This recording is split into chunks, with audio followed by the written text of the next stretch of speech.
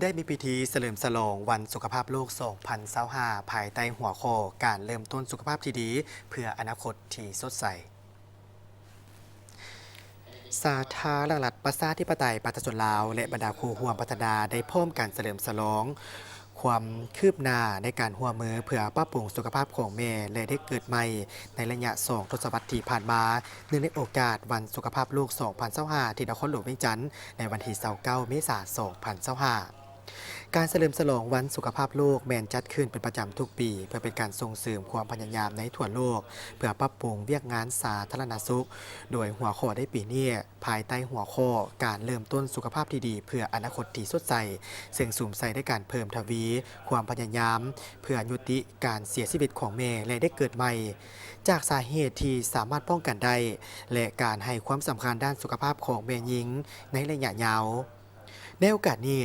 สาธารณรัฐประชาธิปไตยประชาชนลาวพร้อมด้วยครูห่วมพัฒนาได้ร่วมกันเฉลิมฉลองความคืบหน้าในการปรับปรุงสุขภาพและความเป็นอยู่ที่ดีของแม่เด็กน้อยและวัยหนุ่มทั่วประเทศโดยผ่านแผนงานการร่วมมือขององค์การสหประชาชาติเพื่อสุขภาพเจริญพันธุ์แม่เด็กเกิดใหม่เด็กน้อยและวัยหนุ่ม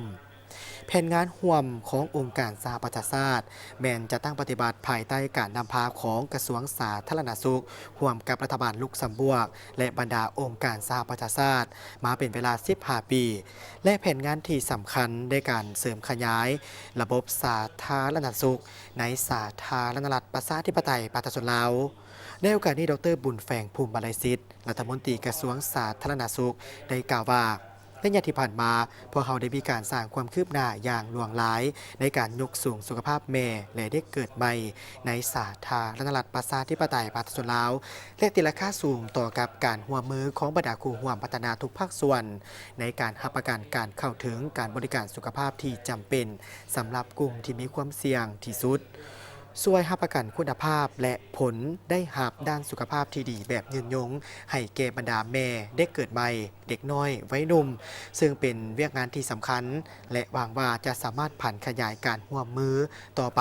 เพื่อบรรลุเป้าหมายการพัฒนาแบบยืนยงในปี 2030